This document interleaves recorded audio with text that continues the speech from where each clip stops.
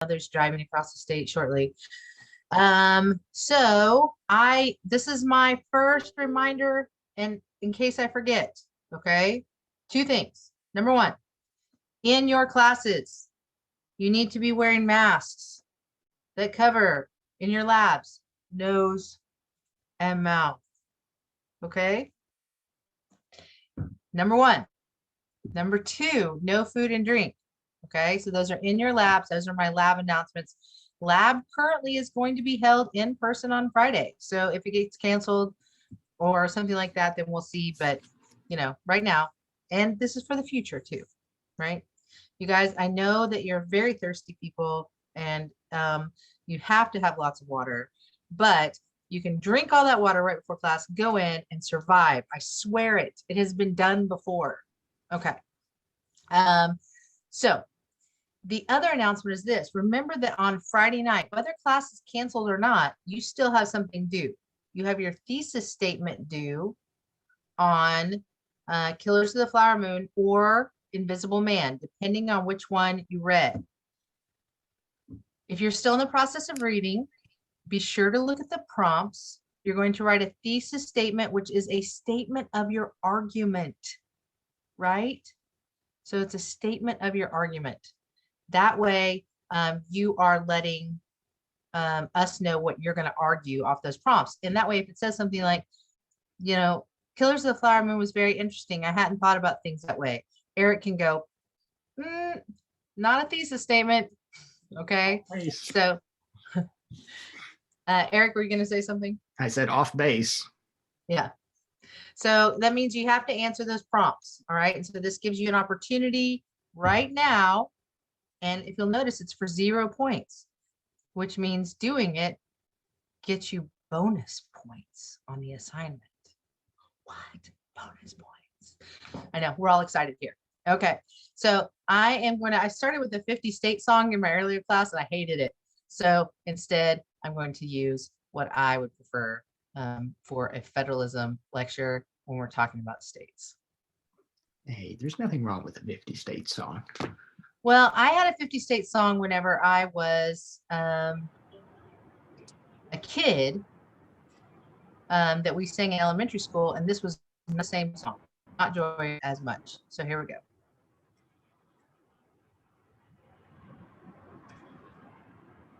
My favorite song.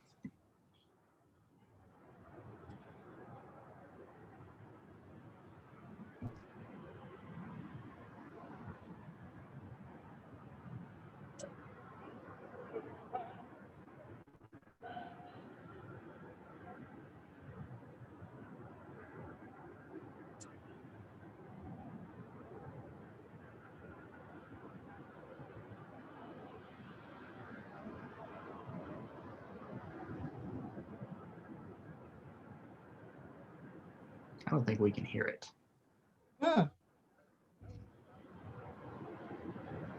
Heart and plenty of hope. Sorry. There we go.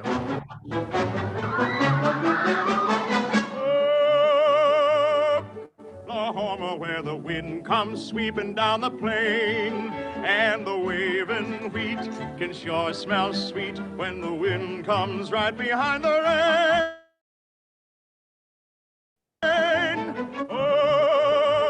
Oklahoma, every night my honey lamb and I sit alone and talk and watch a hawk making lazy circles in the sky. We know we belong to the land, and the land we belong to is grand. And when we say, "Hi-yi-fi-oh-yay," we're only saying you're doing fine, Oklahoma, Oklahoma, okay.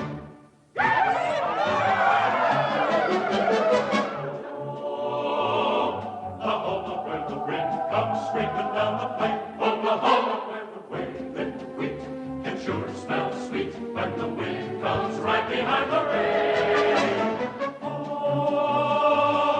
Oklahoma, every night, my honey lamb and I, every night we sit alone and talk and watch a hawk making lazy circles in the sky. We know we belong to the land, and the land we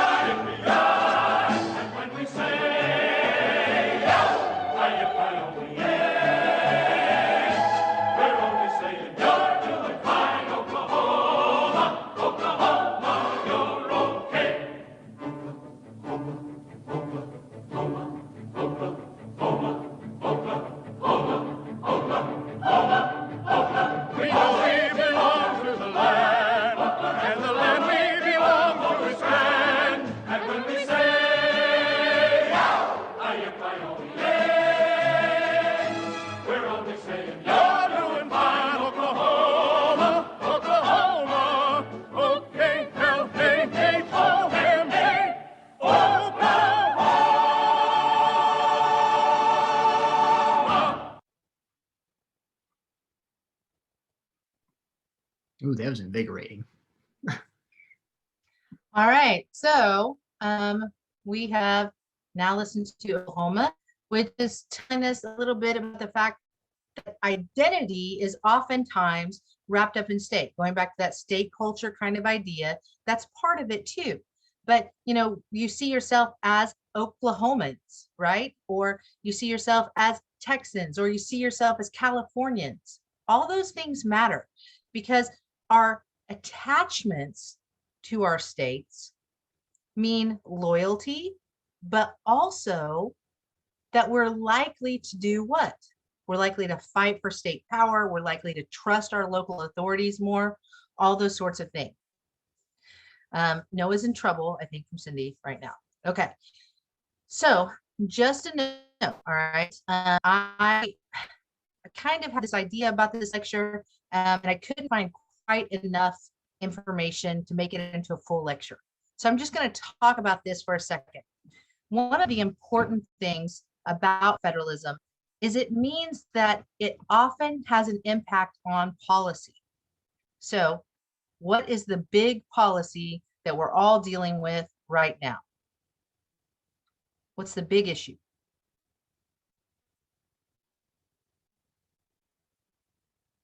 COVID, absolutely, right? And in particular, how we deal with COVID, right? But also how we're vaccinating on COVID. And so there's a lot of stuff out there. And I think that I probably could have put together 2 or 3 slides on it, but that's about it. So I just want to talk to you really quickly about the fact that this is an opportunity where the national government, the federal government, could have acted in a way that was a cohesive response to COVID. Or it could have chosen to farm it out to the states and have states make decisions. And so when making that choice, that's a product of federalism. Most countries are not federalist systems, they're unitary systems. And I'll talk about that in just a second. But the result of that is that we have a piecemeal response to COVID. And going back to that idea where freedom to travel from state to state is a right, that means it's difficult for states to handle that. The second part of that, the vaccination part, is also interesting. I don't know how many of you have friends on Facebook that talk about this. I really expect that you don't have as many people as I do, just throughout the United States, different places, talking about the vaccinations in their area. I do, because I have lots of people that I went to grad school with who are professors at other places, and it becomes a big issue on social media for them. Oklahoma, for example, has vaccinated 1 million people at this point. That's a big deal. We have 4 million. We've vaccinated 1/4 of the people. Half of them are under 35. Half of the people are under 35. And so when you think about that, that's a pretty decent rate. About around 50% of the people over 35 vaccinated. It's pretty good. So when we're talking about rollout and what that means, is the way Oklahoma is doing it better? Is the way that a different state is doing it better? There's going to be a lot of comparisons on this. For example, next semester, I will probably have a lot of great information that I can put into a lecture about this, but it's just something for you to think about. Okay. All right. So the chat has 84 notes in it. I'm just going to assume that Eric is going to tell me that really, it's not worth reading. So I'm going to share a screen, and I'm going to get into the lecture now. All right. Let's go ahead and take attendance right here since it's 10 minutes in. You got it, or? Yeah, I got it started, I think, actually. My timer is started, so you can log into attendance. All right, so let's talk about federalism while you're doing that. Remember, right now, if you're having problems, refresh and make sure. But otherwise, as soon as I tell you attendance is over, then say I'm here in the chat, not until I say attendance is over. And that way Eric has everything all in one place. Okay. So the very first question on your questions today is, what's the definition of federalism? It's pretty straightforward. It's a way to share power between a national government and regional governments. In our case, in the United States, states, but in other places, provinces or estados or cantons, right? These are all the same thing, regional governments, okay? So the way to share power between a national government and regional government. Our Constitution is going to grant powers to both states and the national government that the other cannot infringe upon. Whereas a unitary form is going to grant powers exclusively to a national government. So when we talk about COVID response, New Zealand was able to react in a way that was very clearly unitary in nature. New Zealand acted decisively early to COVID and stamped it out, got it to 0. That's amazing. But they were able to do that in part because they're a unitary system. These conflicts of power mean that sometimes it's more difficult for comprehensive policies, first of all, for people to agree who's supposed to do it, but secondly, for it to actually be carried out. A confederation is going to grant more powers to states, and states can opt out from national laws. There's only one confederation in the world, that is Switzerland. And as a result of that, equality in Switzerland is different than it is in other places. I did a big study on the question of sex equality, gender equality across federal systems. And what this study found was that the more power states have, okay, your attendance is over. The more power that states had, the more unequal rights were. Isn't that interesting? Because states tended to keep that to themselves. So there are many factors that influence power. And I'm glad to see that 192 of you, your Cengage app is work and you've signed up. That's great. All right. We talked about this on Monday. And so the necessary and proper clause in the Constitution, the Commerce Clause, the Supremacy Clause, all three of those things in the Constitution, plus the 14th Amendment, all in the Constitution, contribute quite a bit to the growing power of the national government. The 10th Amendment has been used to protect state powers, especially recently. But an important thing to remember is when you're reading a legal document, anything that is done after in terms of an amendment necessarily affects that earlier amendment. And so the 10th Amendment, whenever it was passed, gave much more power to the states than it could after the 14th Amendment was passed, or the 17th, or the 19th, okay? Greater financial resources have also been used to advance the national government. We talked about that, the New Deal step. And then, of course, the Civil War itself and the modern civil rights movement. All of those things have had a big impact on the power of the federal government. Power sharing is a source of contention between the national government and states. Typically, if states don't want to pay for it, they're super happy to have the federal government do it. But if they want to keep their fingers on it, but they also want the federal government to pay for it, which is how it is most of the time, then there's a lot of contention. Both states have grown more powerful and the federal government has grown more powerful than 220 years ago, than 100 years ago, frankly, okay? Both of them are more powerful than they were then, but the national government has grown more powerful as compared to states. I'm gonna stop share for really quickly, and we're gonna go to Marshall's view of federalism. Actually, I guess I'm gonna do a new share.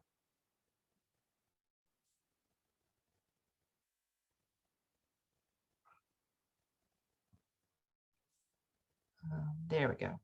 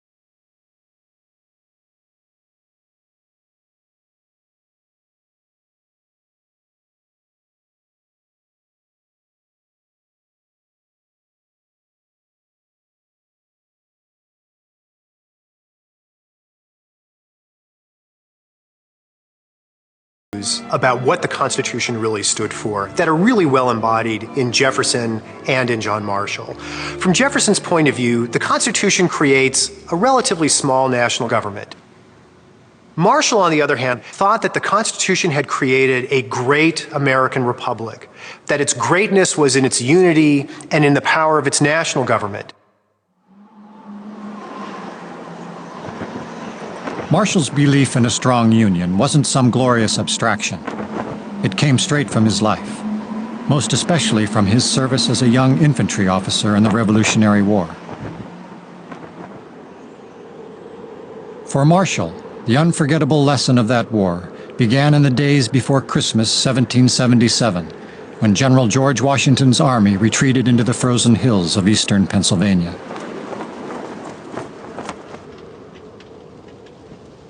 At Valley Forge, 22-year-old Lieutenant John Marshall counted nearly 4,000 men unfit for duty for want of clothes.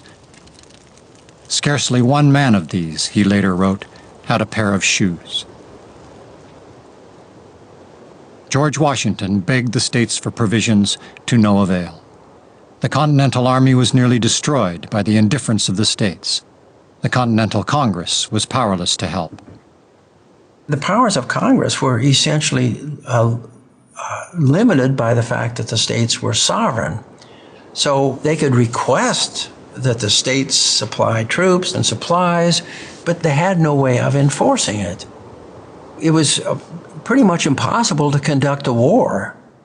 You know, if you have 13 states doing what they think is in their best interest of the states.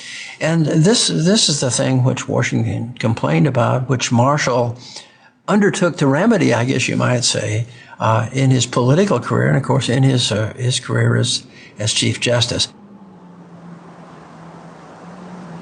John Marshall kept the lessons of war close to heart. The greatest danger to a strong union, as he saw it, would always be the state legislatures, which were too likely to be swayed by the people's fleeting and irrational passions. Marshall regarded his first government as Congress, not Virginia. And it's because he fought at peril of his life and bravely to establish that government at a time when I think most people would reflexively regard themselves as a citizen of Massachusetts, citizen of Pennsylvania, citizen of Virginia. He was first a citizen of the United States, and you see that reflected in the decisions of his court. John Marshall inherits a constitution that doesn't have very many no state shall clauses, but the ones that it does have, he makes the most of. When individual states misbehave, John Marshall's court slaps them down. Okay, that ends kind of abruptly, but I think you get the idea that we're getting to there. John Marshall, and this is really important, he is really the first true Chief Justice of the Supreme Court. He makes the Supreme Court what it is going to be, okay? And his view of federalism is, hey, I was an infantry officer and my soldiers didn't have shoes because the states wouldn't send money. I believe in a strong federal government, all right? So back to our lecture. Marshall's view of federalism is that there needs to be a strong and energetic federal government. And also remember, John Marshall was one of the framers of the Constitution. He was there. And so his view of what the Constitution was meant to be maybe is a little bit more relevant than what Jefferson's view is, as Jefferson was not. So there's some key court cases that come out of the Marshall Court. Marbury versus Madison, which I insisted to my earlier class we had talked about, but of course we have not. Marbury versus Madison, though, I will ask you guys if you can tell me what the big thing is that comes out of Marbury versus Madison. It established judicial review. Judicial review, 2 of you, 3 of you, perfect, okay? It establishes judicial review. Judicial review is something that comes from common law. So this is not a new thing, right? The United States adopts a system of law from their mother England, okay? And this is a system that you see in Great Britain, in Australia, in any place that was part of the British Commonwealth, Canada, okay? And this system of law is different than civil law, which we will talk about later, okay? But the most important thing is this.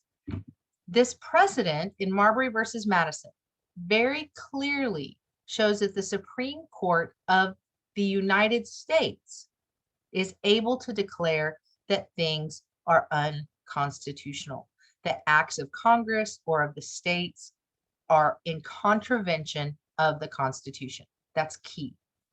Garcia versus San Antonio Metropolitan Transit Authority and Prince versus United States